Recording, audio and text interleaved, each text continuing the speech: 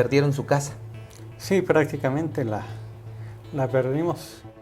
En el momento y el ángulo justo de la fotografía pareciera que se estuvieran dando En su piquito.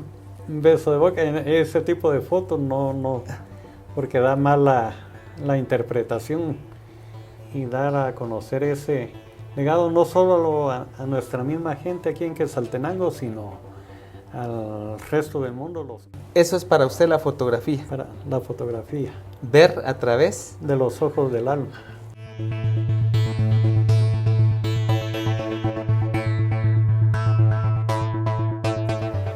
¿Qué tal amigos y amigas? ¿Cómo están? Les enviamos un cordial saludo. Gracias por acompañarnos en un nuevo episodio de la entrevista con César Pérez Méndez. Y en esta oportunidad, además de enviarles un saludo, quiero agradecerles su fiel sintonía porque hemos ido construyendo una comunidad alrededor de esta entrevista.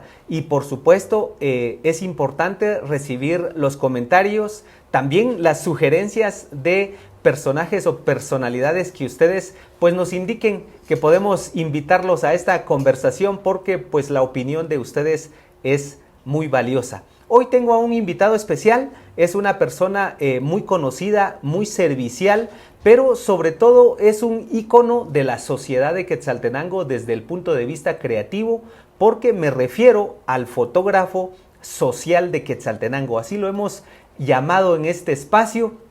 Resulta que pues tiene una gran trayectoria como periodista, como documentalista, como escritor, como historiador. Me refiero a José René Merlos Calderón, nacido en 1971 y muy conocido por su trabajo creativo. Así que hoy vamos a platicar con él y le doy una cordial bienvenida, conocido como René Merlos. ¿Cómo está, René? Bien, muchísimas gracias, César. Aquí pues contento de estar aquí participando en este programa, compartiendo ahí algunas experiencias, parte de mi vida, pienso yo, y pues aquí estoy a la orden ahí para lo que usted platiquemos.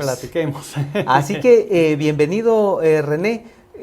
Usted es conocido en la parte fotográfica y siempre decimos que detrás de un evento hay muchas personas. No solo está la organización, no solo están los protagonistas, sino también están las personas que documentan todo.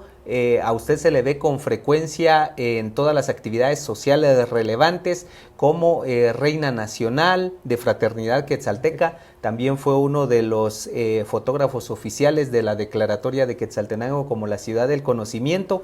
Y pues lo conocemos por esa presencia. Pues vamos a iniciar platicando con usted en la parte de su vida. Quédense a escuchar esta historia interesante. Imagínense que René Merlos es el primero de 4 hermanos, pero vivió muchas situaciones interesantes. Quizás su niñez fue marcada por el terremoto de 1976. Cuéntenos esa parte inicial de su vida, René. Mire, pues sí fue... Lo recuerdo todo muy bien. Lo que sí no recuerdo exactamente fue el terremoto. Lo que sí me recuerdo, lo tengo bien presente, que me desperté, había frío y empecé a llamar a mi papá que encendiera la luz porque había frío, pero empecé a ver entre la penumbra que la pared del cuarto ya no estaba, se había caído del otro lado, no cayó hacia adentro, sino... Afortunadamente cayó. Despertó sin pared. Sin pared. Y eso llegó mi papá, nos empezó a juntar y no entendía qué había pasado. Miraba qué le pasó a la casa, por qué está así, que no, en ese momento tenía aquí 5 años, no sabía la magnitud de lo que había pasado ahí en Chimaltenango. La cosa que logramos salir de la casa y fuimos a pernoctar en el Parque Central. Ahí estábamos cuando se cae una campana de la iglesia. Ahí en las réplicas del terremoto. En la réplica del terremoto, sí. En las réplicas sí, ya las sentimos. Ya cuando amaneció ya regresamos a la casa y lo que quedaba de la casa. Afortunadamente lo que es el techo, que también se vino abajo, pero uno de los roperos detuvo el techo y eso tal vez nos ayudó. Y del lado donde se cayó la pared había un terreno baldío. Entonces ahí fuimos a pernoctar nosotros ahí toda esa semana, en lo que no había teléfono, no había, la única forma de comunicarse era a través de la radio, así que los locutores decían, miren, las familiares de fulano están bien o están mal, o hay personas que se contactaban solo a través de la radio. Mis tíos que viven aquí en Quetzaltenango habían llegado cabal el 3 de febrero a Chimaltenango. Les habían dicho mis papás que se quedaran a dormir ahí, pero mi tío insistió que tenía que regresarse aquí a Quetzaltenango. Si no, allí hubieran pasado el terremoto.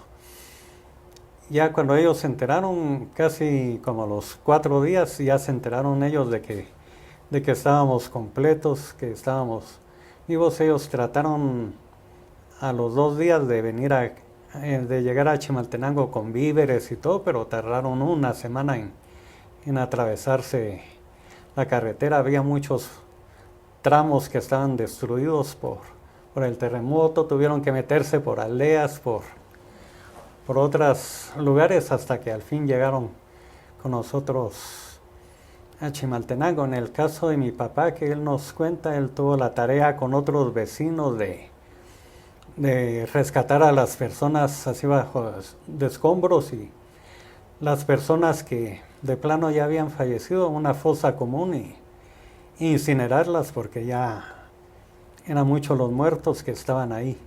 Afortunadamente sobrevivió a este gran acontecimiento natural, pues pérdidas materiales, perdieron su casa.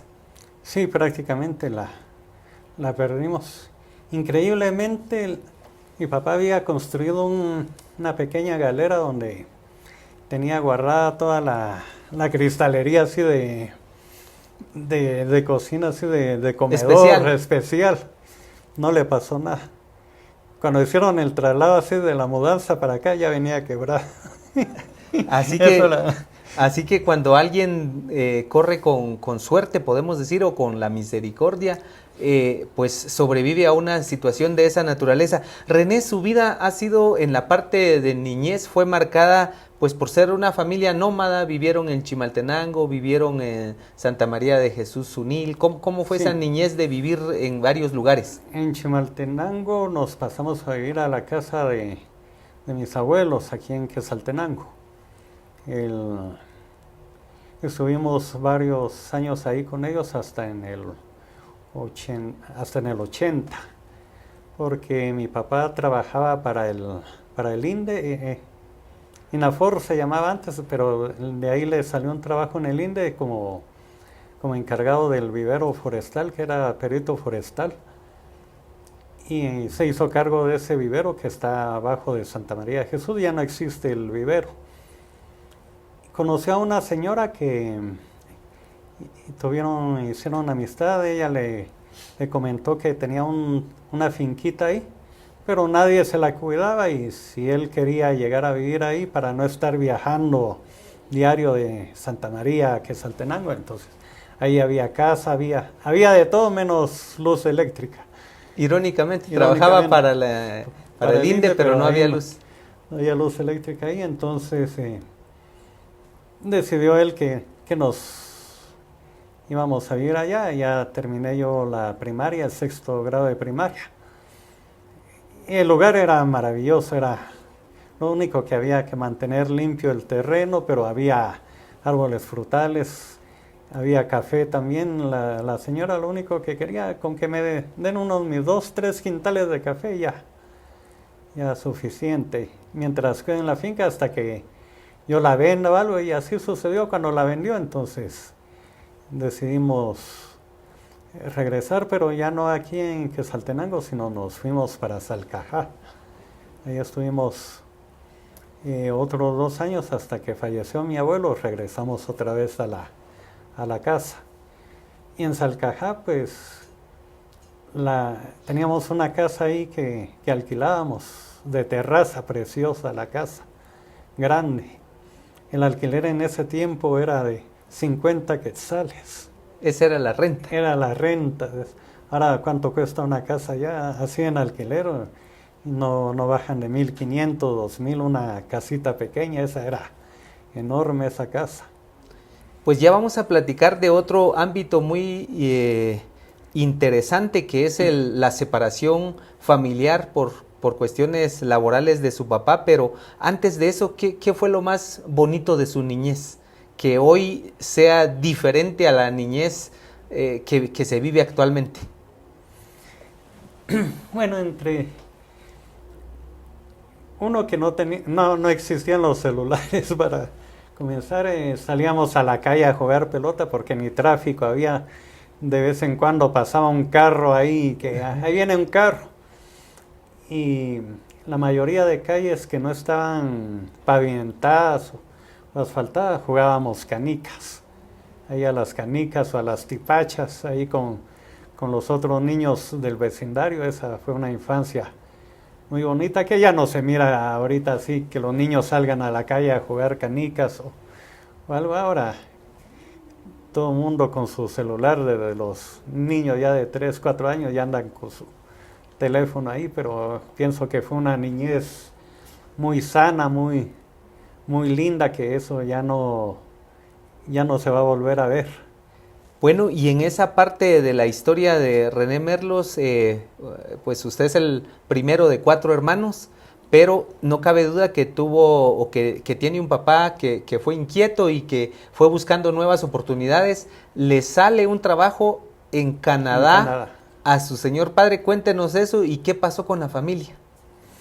Bueno, en ese tiempo aún vivíamos en Salcajá cuando le salió la oportunidad de viajar. Entonces, mire, todo lo hizo. Salió como a última hora. El viaje ya estaba programado y todo, pero a última hora sacó él su pasaporte. Le faltaba visa mexicana porque tenía que hacer escala. Íbamos a viajar a Tapachula, que ahí iba a tomar el vuelo para Los Ángeles y de ahí se iba a ir para Canadá. ¿Qué trabajo le salió? Él lo que le gustaba era la cuestión forestal, entonces por ahí había oportunidad en lo que era cuestiones forestales, de árboles, que era lo que más le encantaba a él. ¿Cuántos años tenían sus hijos, o sea, sus hermanos en ese tiempo cuando su papá consiguió una oportunidad en Canadá? Entre 7, 6 años tendrían. ¿Eran mis niños? Hermanos, sí. Yo ya tenía, como 12 años, por ahí más o menos. Y la anécdota que tengo ahí fue un domingo que iba a viajar, no tenía la visa. Fuimos a buscar al cónsul de México que tenía en ese tiempo Retauleu, había consulado mexicano. ¿No había en Shela? No había aquí en Quetzaltenango, estaba el de la Bonifaz, pero no emitía visas, ¿verdad? No emitía visas, sabía que era a Retauleu. Logró conseguir al cónsul, le puso el sello de visa transitoria y nos fuimos a Tapachula. El avión salía a las 12:20, llegamos a las 12:10 por ahí. Ya habían abordado el avión, pero todavía el capitán no había llegado del avión que venía en camino, eso nos favoreció. Y nos despedimos, se subió al avión y en ese tiempo todavía dejaban entrar hasta las escaleras del avión. Ahí a dar el último abrazo antes. El último abrazo. En eso miramos que de la ventanilla del piloto abrieron la ventanilla y dejaron caer algo ahí a una persona. Y bueno, vimos despegar el avión y todo, ya nos íbamos a retirar y llega esa persona que había recibido algo. Mire, a mi tío que iba con nosotros. ¿Usted, don Adán Merlos? Sí, cómo no. Mire, el señor que subió al avión dejó las llaves del carro. Ya llevaba las llaves del carro. Bueno, para poder regresar. Para poder regresar. Ajá. Pero de ahí ya como a los 2, 3 años ya pintoresco, ¿verdad? Porque ahora eso ya no puede pasar. No puede pasar. Que antes que lleve las llaves la deja tiradas, ¿verdad? Desde el avión. Desde el avión. Ahí que pidió favor al capitán que botara las llaves. Sí, mire, fue una experiencia muy Triste y Mezcla de sentimientos. mezcla de sentimientos. Ya unos años después, ya para los años 90, ya fue que nos reclamó él para irnos al Canadá. Pero lamentablemente mi mamá sufrió de una enfermedad en la tiroides, que tuvo un tumor benigno, gracias a Dios, que se lo tuvieron que operar. Fue para acabar el cambio de gobierno en tiempos de Serrano Elías, cuando él tomó posesión. El día que tomó posesión la operaron a ella. Más el tiempo de recuperación y todo. Y mi hermano, el que me sigue, Javier, y yo ya pasamos a cumplir la mayoría de edad. Y ya cuando llegaron los papeles y todo, solo podía viajar al Canadá mi mamá y mis hermanos pequeños. Menores. Ya ellos, ya nosotros ya no, porque ya éramos mayores de edad, teníamos que solicitar por aparte la visa, pero nunca lo hicimos. Yo aquí me quedé y ya conseguí otro trabajo, me salió en un periódico y ahí estuve trabajando y de ahí en el suplemento de gráfico con don Jorge Carpio, que señorón, Claro. muy serio, pero muy buena persona, don Jorge. Y vamos a platicar de esa parte de cómo, del periodismo en el que usted ejerció al principio y cómo ha cambiado actualmente, pero ¿qué fue lo que más marcó de la vida de ustedes esa separación? Porque entonces viaja a Canadá su mamá y 2 hermanos, y 2 se quedan en Guatemala. Sí, ya cuando regresamos a la casa era una sensación como que alguien había muerto, la casa así, vacías. Solitaria. Fue un golpe que tuvimos que adaptarnos ahí sí o sí, ya sin la mamá, mis hermanos ahí, que tuvimos que empezar a salir como... Adelante. Sí, teníamos la ayuda de ellos obviamente, pero el tenerlos físicamente es lo que hacía falta de ellos, pero como... Ahí sí que el hombre se va adaptando a las circunstancias, pues ahí nos tuvimos que adaptar a esa vida y hacer nuestras cosas por nosotros mismos, ahí el mantenimiento de la casa, así, de la limpieza, todo eso a la fecha que lo seguimos haciendo. ¿Y su papá nunca regresó? ¿Él sigue viviendo actualmente en Canadá? Sí, ellos sí estuvieron viniendo A verlos. a vernos esporádicamente, cada 3, 4 años venían por acá. Ya la última vez que nos reunimos todos como en familia fue en el 2013, que ya después ya no pudieron viajar porque ya por la presión que sufría mi mamá, presión alta así del corazón, ya no le permitía hacer viajes en avión y si lo hacía tenía que venir asistido médicamente. Entonces ya no pudieron venir. Con sus hermanos, ¿cómo fue después la relación de tener a 2 hermanos pues migrantes y que se establezcan en otro país como Canadá y ustedes en Guatemala? ¿Cómo siguió esa relación? Siempre hemos tenido muy buena relación, nos llamamos casi diario, incluso bromeamos en que nosotros tenemos mejor sistema telefónico que ellos allá en Canadá, en el sentido que aquí tenemos llamadas ilimitadas, en cambio allá ellos se las cobran todavía. Ajá. En cambio aquí las llamadas son casi que gratuitas al extranjero, que en mi caso que tengo plan de que puedo llamar desde el Canadá hasta Colombia, ahí, llamadas ilimitadas. Y eso pues nos comunicamos unas 2 o 3 veces por semana ahí con ellos. Y ¿A qué se dedican sus hermanos allá? Mi hermano trabaja en una empresa de informática, así de que él mira software de computación y mantenimiento de equipos. Ahora, lo que es mi hermana trabaja en el Ayuntamiento de Quebec, ahí como decir la municipalidad. En la municipalidad, correcto.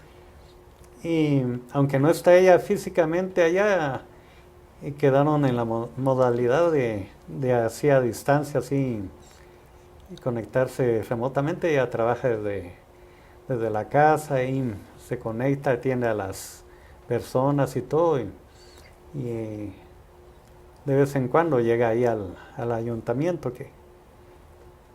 a hacer alguna cuestión ahí laboral, pero más que todo lo hace desde la casa.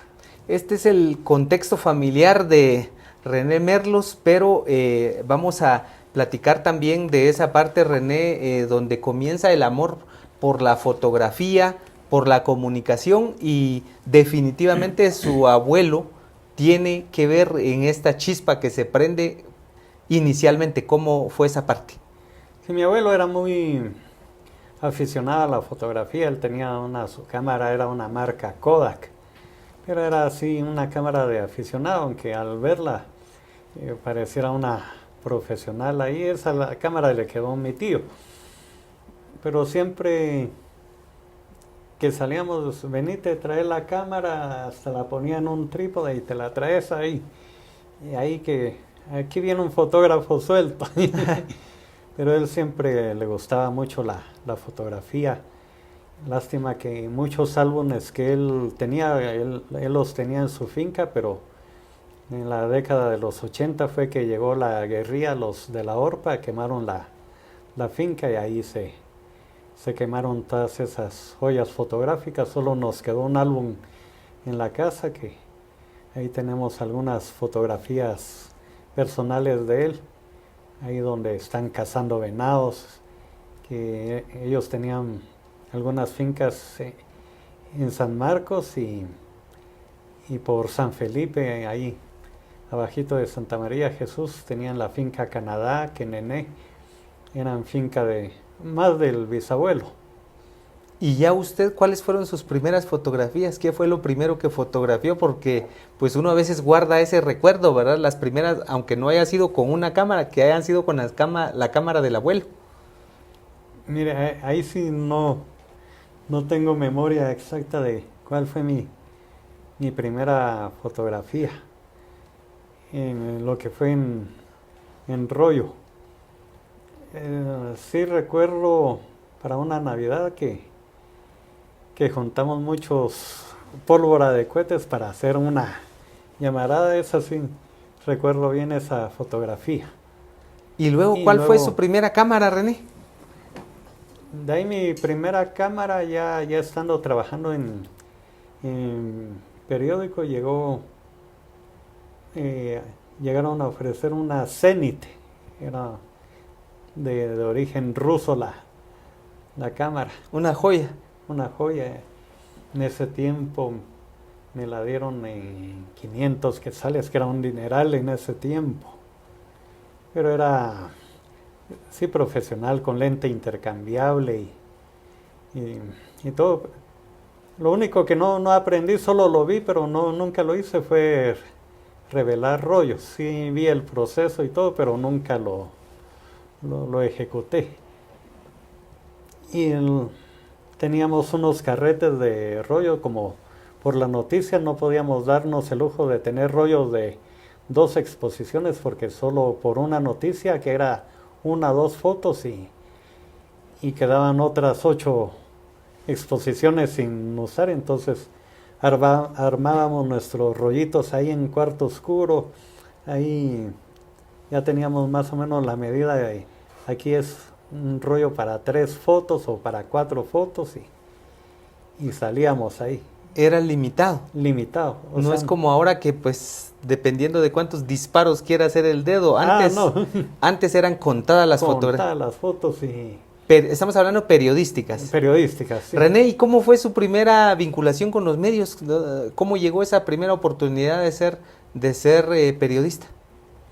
Había un amigo que tenía su columna en un periódico, entonces me interesó ahí escribir alguna notita y cualquier cosita, pero que saliera algo ahí escrito. Pero anteriormente había recibido un curso en la Apple en Guatemala, así para manejar esas computadoras Macintosh. Macintosh.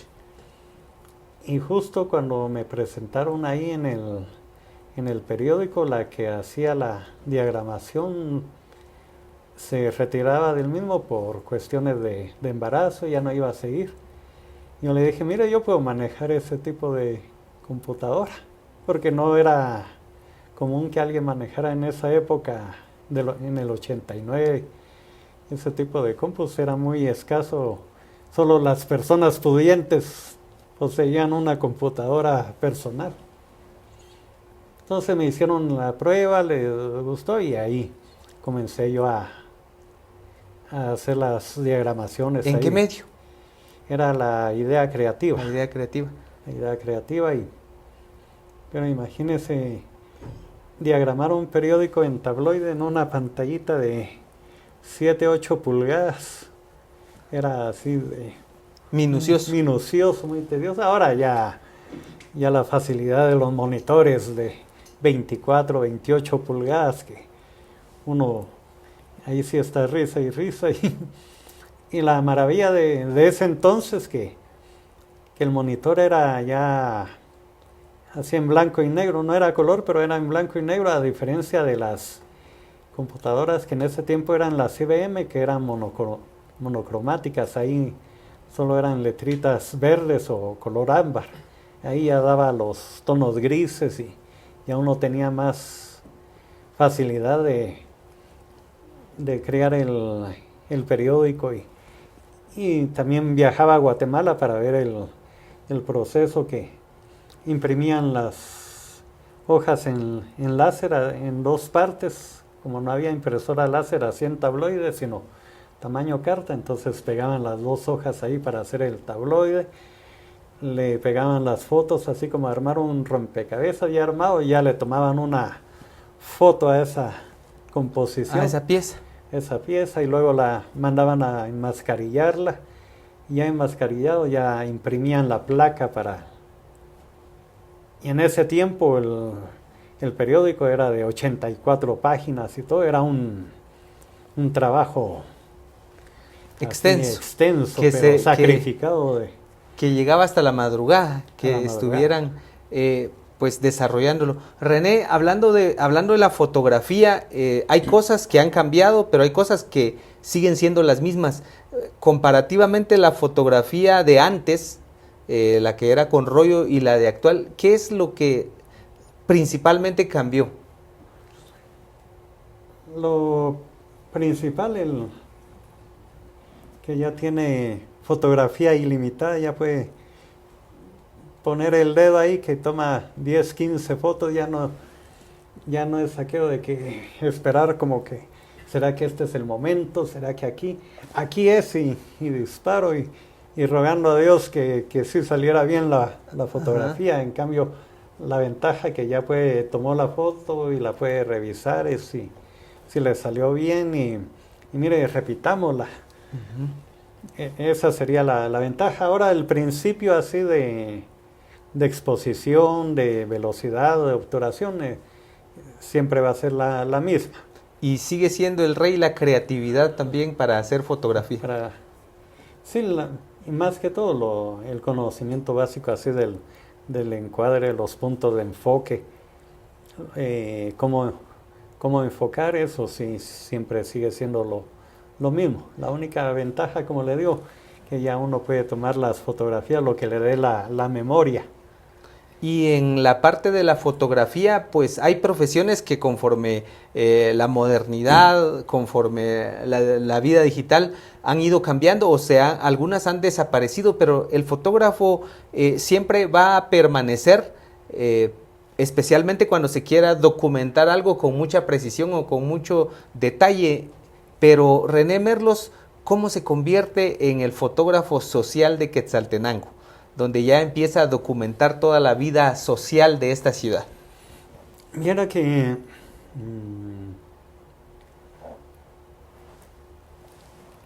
como en el 2007, 2008, no recuerdo bien la fecha, disculpe. Llega el momento, llega la oportunidad con un certamen social, ¿verdad? De reinas. No. ¿De niña? No, bueno, con niña Independencia sí ya empezaba.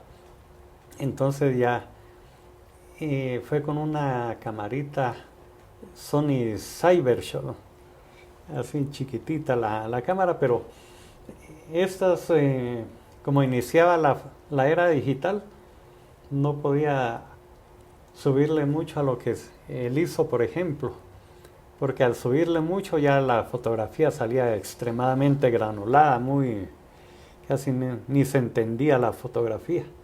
Ahorita que ya ha evolucionado las cámaras, los sensores, ya puede subir el ISO hasta 6400, 8000 de ISO, que le salen las fotografías con el menor ruido posible, le salen muy nítidas. Ahí comencé con Niña Quetzaltenango, empezaba también las páginas de Facebook, entonces ya empezaba a subir algunas fotografías. Y el que le llamó la atención mi trabajo fue un concejal de la MUNI, David González, se llamaba él. Y por pura coincidencia, estaba una noche ahí en el Parque Central con la embajadora de Costa Rica. Y lo acompañaba un señor que no me recuerdo el nombre de él. Él les hice unas fotografías y el asistente de la embajadora, le doy mi dirección y mándeme las fotos y todo. Y le gustó tanto que me contactaron para que iba a venir de visita el embajador de Israel. En ese tiempo era don Isaac Bachman. Entonces, de la embajada de Israel recibí una nota formal que fuera el fotógrafo personal de la gira. De la visita del embajador. Llegaron y entonces ya fue la primera vez que tuve ya así como presentarme ante el Consejo Municipal. En ese tiempo era Mito Barrientos el alcalde, entonces ya fue la primera vez que tuvimos un contacto. Incluso él pensaba que yo venía de Guate, trabajaba con el embajador de Israel, pero no, yo le dije, no, yo vivo aquí en Quetzaltenango, solo me llamaron. Al poco tiempo viene el príncipe de Sajonia, Alejandro de Sajonia y Coburgo y Gotha, así un pariente muy lejano de la reina Isabel, de la reina Victoria, que eran los Coburgo y Gotha. Igual lo mismo que fuera yo el fotógrafo de ellos. Entonces ya como de la municipalidad ya me toman como que más atención y el ingeniero Prado en el tiempo de la feria me dice, miren, nosotros de parte de la municipalidad queremos dar un recuerdo así de fotografía a las reinas, vamos a hablar con los señores de fraternidad para que usted los acompañe en las actividades, les toman las fotos. En ese tiempo las grabábamos en CD, les imprimíamos la carátula así muy bonita ya en impresora así a color, la portada de los discos. Y por parte de la MUNI ya le regalaron a la reina sus fotografías, un detalle ahí. Y así fue construyéndose ese espacio social. Y el que era presidente de fraternidad era don Víctor Hugo Paniagua.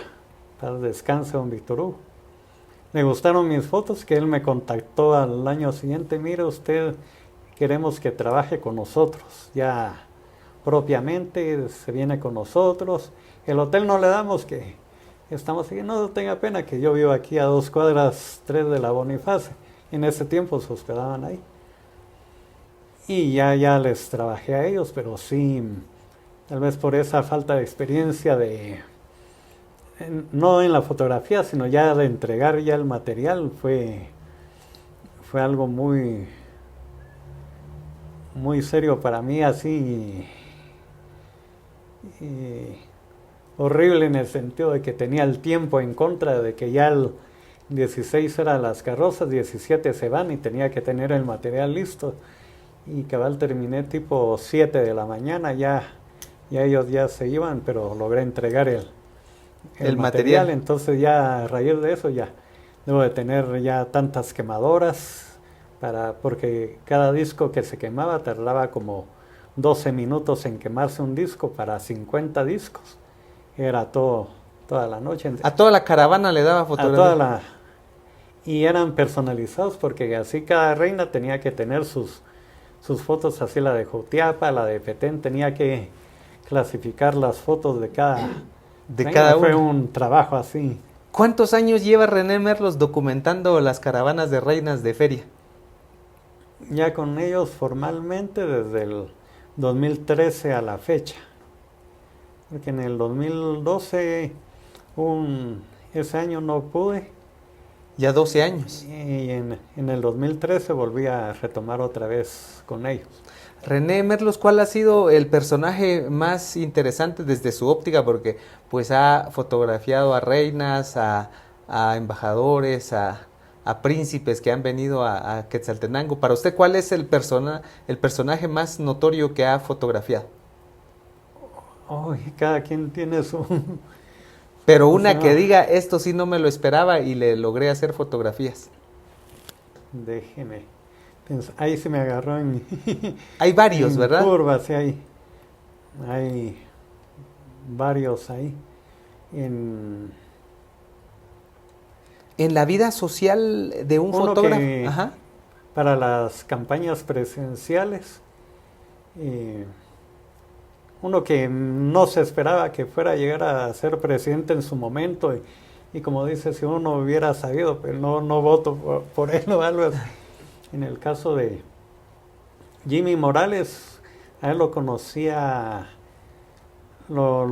un par de veces, lo traté, pero mi hermano que él le había hecho unos spots musicales cuando él tenía su programa de moralejas, pero en ese tiempo ni soñaba que él con el tiempo fuera a ser presidente de la República. O sea, su hermano es músico, ¿verdad? Sí, es músico, cantante y músico. ¿Cómo se llama él? Javier Merlos. Javier Merlos, sí, pues.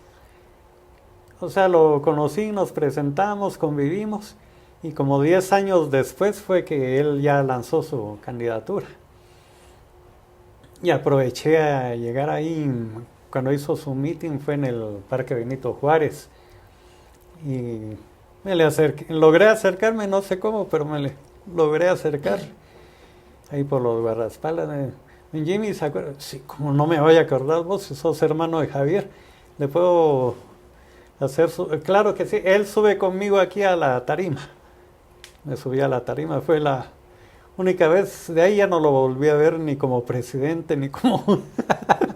Fue la primera y última. La primera y única vez que estuve ahí con él, porque de ahí vino otra para la inauguración de feria, pero solo fue algo rapidito, sí nos saludamos, pero de ahí ya no lo volví a ver. Eventos importantes que ha documentado René a nivel de Quetzaltenango, y antes de que me platique de esos eventos importantes en la vida social de un fotógrafo, ¿hay fotografías que uno toma y que no se pueden publicar? Sí. Sí, hay así como deslices, imprevistos que de repente se toman y esas quedan nada más en el ojo del fotógrafo. Exactamente. ¿Alguna anécdota? Sí,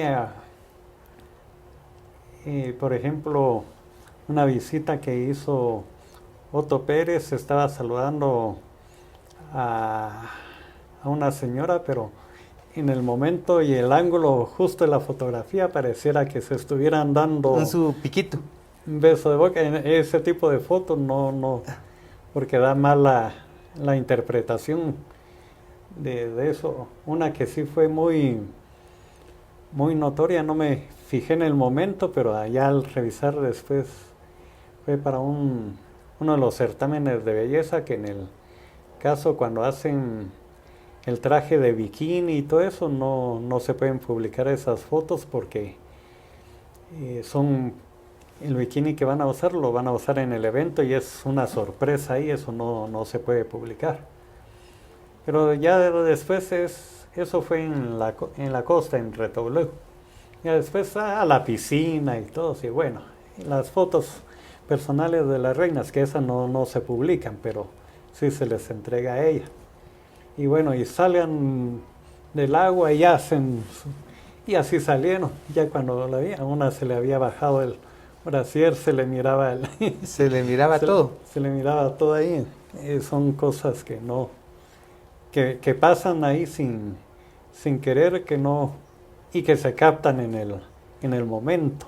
¿Qué ha sido lo mejor de esta vida, pues de documentar lo social de Quetzaltenango? ¿Qué le deja? Porque pues ya vamos a platicar de que eso le ha valido también que sea usted una persona reconocida y que haya recibido pues reconocimientos antes y actualmente. Sí, pienso yo que tal vez en lo que es mi trabajo en fotografía, que la comparto libremente, digamos, a comparación del fotógrafo comercial que va a estar ahí, bueno, le hago sus fotos, pero es tanto, a comparación de que yo quiero que se dé a conocer no solo social, sino, por ejemplo, la ciudad, cómo ha ido cambiando, hacer comparativos y dar a conocer ese legado no solo a nuestra misma gente aquí en Quetzaltenango, sino al resto del mundo, los que puedan ver ahí de conocer Quetzaltenango, cómo es, cómo era antes, así con fotos de colección que tengo y algunos comparativos, ir mostrando esa historia, las costumbres, las tradiciones, así como las de Semana Santa, las de feria, todo lo que se acontece año con año y darlo a conocer. Y hay un consejo que seguí don Jorge Valverde cuando empezaba a publicar mis fotos, me dice, mire, póngale su sello, haga su marca de agua, porque así usted sabe que las tomó, pero con el tiempo van a ver las fotografías y quién las tomó. El autor, derechos de autor. Así como derecho de autor, pero así que por lo menos esta fotografía la tomó fulano de tal.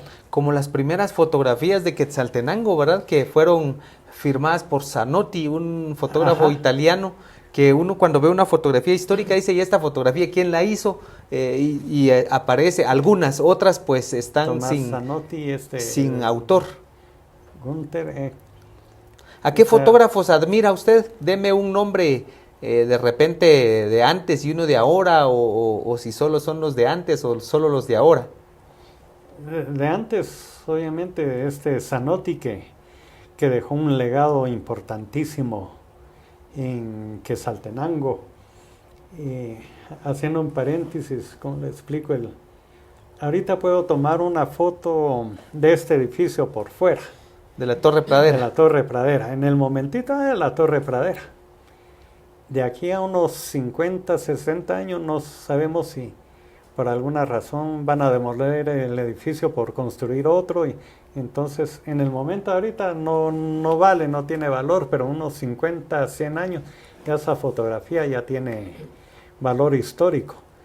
Y eso le iba a decir, ¿cómo se le conoce al género o a la parte de archivo fotográfico o de hemeroteca? Se le conoce la fototeca. A fototeca. ¿Usted tiene una fototeca personal? ¿Cuántas fotografías tiene acumuladas, René?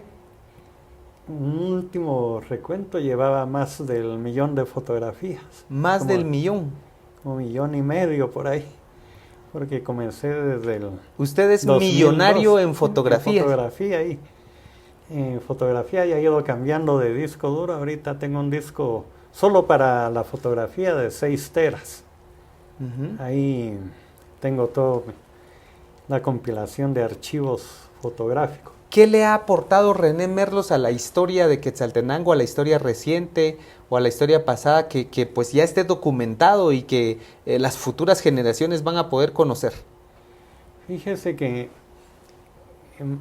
están en algunos libros ya de historia, por ejemplo, el libro de los Quijotes, en algunas ediciones anteriores, ahí aporté parte de fotografía, otro libro, Alcaldes de Quetzaltenango, que también tiene bastante fotografía. Ahí de los libros que ha hecho don Jorge Valverde también hay algunas fotografías mías también. Había un señor de apellido Urquizú. Él hizo una exposición ahí, fue cuando ya tuve mi segunda cámara, que fue una Panasonic, ya sacaba mejor fotografía.